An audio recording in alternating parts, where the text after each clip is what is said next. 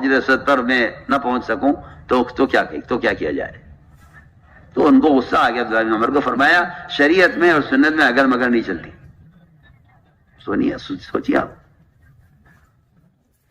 آپ تو ہر قدم پر سنتوں کو ذبح کرتے جا رہے ہیں یہ کہہ کر کہ قانون یہ ہے. مجھے ایسا معلوم ہوتا ہے شاید آپ اس قانون کے معاون بن گئے ہیں. آپ اس قانون کا معاون بن گئے کیونکہ باطل اس بات سے خوش ہے کہ آپ نماز پڑھیں، روزہ رکھیں، حج کریں، زکوٰۃ دیں، مگر ہماری ایک شرط یہ ہے کہ ہمارے حلیے میں کریں سارے کام. مسلمان کہتا ہے کیا حرج ہے اس میں؟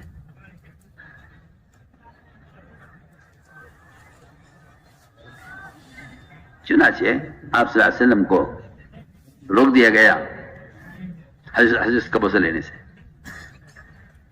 جب دیکھا کہ ان میں اس ایک عمل کے چھوٹنے کا غم ہے اور تقاضا ہے اسے کرنے کا، تو انہوں نے کہا ٹھیک ہے، ہماری ایک شرط ہے، ہماری ایک شرط پوری کر دیجیے آپ، ہم آپ کو حضرت کا بوسہ لینے دیں گے. کیا شرط ہے؟ یہ شرط یہ ہے کہ جب آپ طواف کریں بیت اللہ کا تو جو ہمارے بیت اللہ کے کونوں پر بت رکھے ہوئے ہیں آپ ان کے آگے سے جھکتے ہوئے جائیں اور ان پر ہاتھ پھیرتے ہوئے جائیں. یہ ہماری شرط ہے. اگر آپ ایسا کر لیں گے ہم آپ کو حضرت کا بوسہ لینے دیں گے. میں آپ کے سے بہت بنیادی بات کہہ رہا ہوں.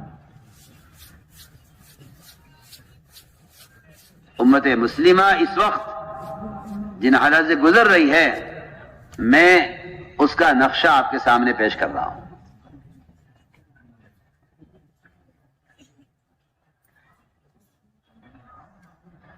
آپ توجہ دیں میری بات کی طرف. چنانچہ یہ ہوتا ہے کہ انہیں کام سے روکا جائے، جب یہ کہیں گے ہمیں یہ کرنا ہے تو ہم کہیں گے ٹھیک ہے، ہماری ایک شرط ہے. یہ کیا شرط ہے؟ کہ شرط یہ ہے کہ آپ ہمارے بتوں کو آگے سے جھکتے ہوئے جائیں. آپ صلی اللہ علیہ وسلم کو ایک چھوٹا سا ہلکا سا اس بات کا خیال آیا، اور خیال کے طور پر صرف کہ اگر دل کے اطمینان کے ساتھ صرف انہیں دکھانے کے لیے، ان کو بیوقوف بنانے کے لیے، اگر بغیر دل کے ارادے کے صرف سر سے اشارہ کر دیا جائے ان کی طرف، اس خیال کو آپ نے سوچا نہیں، پکایا نہیں، دل سے تو مطلب ہی نہیں کہ آپ دل سے رضو اللہ شرک ارادہ کریں، لیکن یہ خیال ہلکا سا آ کر گزر گیا. شیئن قلیلا، قرآن نے بھی اس کو اتنا تھوڑا کیا ہے کہ شیء تھوڑے کو کہتے ہیں اور قلیل مزید لگا دیا قرآن نے. یہ ذرا سا خیال آیا. اللہ نے فرمایا وَلَوْلَا أَن ثَبَّتْنَاكَ، نبی جی اگر ہم آپ کو ثابت قدم نہ رکھتے تو آپ ذرا سے تھوڑے سے صرف ان کو دکھانے کے لیے بغیر دل کے ارادے کے بھی اگر آپ جھک جاتے ان کی طرف کہ بھئی چلو یہ راضی ہو جائیں گے، ہمارا کام ہو جائے گا. آج تو آپ دیکھ لیجئے امت کا حال. ان کو جہاں چاہو جھکا دو، جو چاہو ان سے کہلوا لو، جہاں چاہو ان سے جو چاہے کروا لو. یہ کہتے ہیں حالات کا تقاضا ہے، مصلحت ہے، اس میں کیا بات ہے، دل ایمان کے ساتھ مطمئن ہے. اللہ نے فرمایا اگر آپ ذرا سے تھوڑے سے بھی ان کی بات کی طرف سے دکھانے کے لیے جھک جاتے تو ہم آپ کو دگنا عذاب دنیا میں دیتے، دگنا عذاب آخرت میں دیتے. میں اس پر مولانا صاحب علیہ کے بیان کی ایک مثال آپ کو سنانا چاہتا ہوں. اللہ کرے سمجھ میں بھی آئے اور آپ غور سے سنیں. مولانا صاحب رحمۃ اللہ علیہ فرماتے تھے، یہ میں اس کی مثال آپ کو دے رہا ہوں کہ بھئی یہ تھوڑا سا دین اگر جا رہا ہے تو جانے دو نا. تھوڑا سا اگر ایک سنت کے خلاف قانون آ گیا تو کیا حرج ہے اس کے اندر؟ تو ہمیں نماز سے، روزے سے، حج و زکات تھوڑی روکا جا رہا ہے. یہ سنت کے خلاف ہے، قانون آ گیا ایک سنت کے خلاف، چھوڑ دو اس کو. میں کہتا ہوں آپ سے آج ایسے آپ کو آج کچے علم رکھنے والے مل جائیں گے، وہ کہیں گے جی حالات یہ ہیں، مجبوری ہے، کیا کریں. سمجھتے تھے کہ اس کی مثال دیتے تھے کہ اگر تم نے تھوڑا سا دین یہ کہہ کر چھوڑ دیا تو تم باقی دین بھی تمہارا ضائع ہو جائے گا.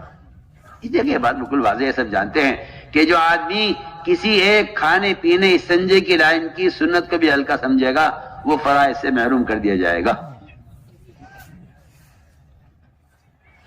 ہوا یہ آپ نے موسیٰ میں بیان مثال دے رہے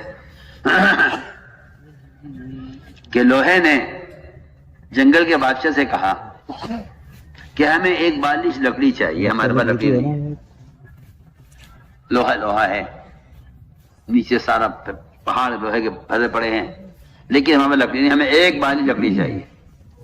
بادشاہ نے کہا دے دو، ایک ہمارا اتنا بڑا جنگل پھیلا ہوا ہے لکڑی کا میلوں میں، ایک بالش لکڑی سے ہمارے کیا فرق پڑ جائے گا. لیکن گزرا نے کہا نہیں ایسا مت کیجیے، وہ نہ مانا اور اس نے ایک بالش لکڑی کو دے دی. اس کی مثال ملتی ہے صحابہ کی سیرت میں. آپ نے صحابہ سے فرمایا ایک مرتبہ کہ یہود اگر تم انہیں اپنی پیداوار کا، باغات کا کی پیداوار کا ایک حصہ ان کو دے دو اور یہ تمہیں پریشان نہ کریں، تم اطمینان سے رہو. تو صحابہ نے کہا رسول اللہ جب ہم ان کے غلام تھے،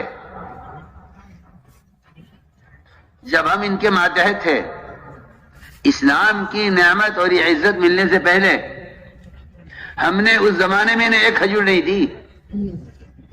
آج ہمیں اللہ تعالیٰ نے اسلام سے عزت دے دی ہے اور اللہ نے ہم سے وعدے کر لیا آخرت کے، ہم اپنا دین کا سودا کریں گے ان سے، انہیں اپنی کھجور کے باغات کی پیداوار میں سے ان کو حصہ دے کر کہ نفسہ ہمارگز نہیں دیں گے، ایک کھجور نہیں دیں گے.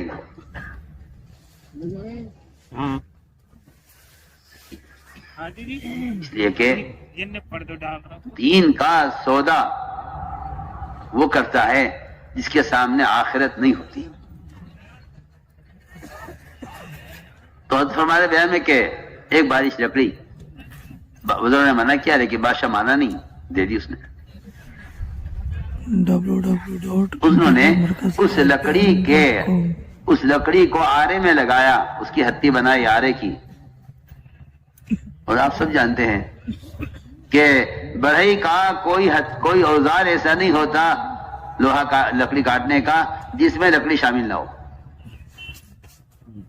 دیکھ لیا، نہانی ہے، بسولہ ہے، رندا ہے، آری ہے، سب کے اندر لکڑی کے ساتھ لکڑی لگی ہوتی ہے، لوہے کے ساتھ. اس لکڑی کی وجہ سے اس لوہے میں کاٹنے کی طاقت ہے. اگر آپ بغیر ہتھی کے اور بغیر دستے کے اگر آپ جو ہے آرے کو پکڑیں گے تو آپ کا ہاتھ کٹے گا، لکڑی نہیں کٹے گی. وہ جو طاقت کاٹنے کی ہے وہ اس دستے کی ہے جس کو آپ نے ہاتھ سے پکڑا ہوا ہے. میں آپ کو بہت اچھی مثال دے رہا ہوں. کوئی اگر سمجھ رکھتا ہو میری بات کو سمجھنے کی، میں بہت بنیادی بات عرض کرنا. اس نے دے دیا، انہوں نے وہ ہتھی لگائی اس میں آرے میں اور پورا جنگل کاٹ کے ختم کر دیا. دیکھیے یہ موسیٰ کے بیان سے میں مثال عرض کر رہا ہوں کہ اگر تم نے تھوڑا سا دین چھوڑ دیا یہ کہہ کر کہ ہاں اتنا سا لے جاؤ، اس میں کوئی مسئلہ، ہمارا کوئی کمی نہیں پڑتی، اس سے کوئی حرج نہیں، لے جاؤ. جب لکڑی نے شکایت کی لوہے سے اور یہ کہا کہ تو مجھے اتنی بے دردی سے کاٹ دیتا ہے، بڑے بڑے تناور درخت ہوئے ایک آرے کے اشارے سے کٹ جاتے ہیں، تو لوہے نے یہ کہا لکڑی سے کہ میں تجھے کبھی نہیں کاٹ سکتا تھا، تیرا کچھ حصہ میرے ساتھ شامل ہے. میں بہت کام کی بات آپ سے کہہ رہا ہوں، تیرا کچھ حصہ میرے ساتھ شامل ہے، میں تجھے نہیں کاٹ سکتا تھا، وہ تو تیرا کوئی حصہ میرے ساتھ شامل ہے، اس لیے میں تجھے کاٹ رہا ہوں بے دردی سے، کیونکہ میں تو ساتھ عرض کرتا ہوں کہ جب مسلمانوں میں دنیاوی مصلحتوں کی وجہ سے یہ نفاق پیدا ہو جائے گا کہ وہ قومیت کے اعتبار سے مسلمان ہوں گے اور اپنی فکر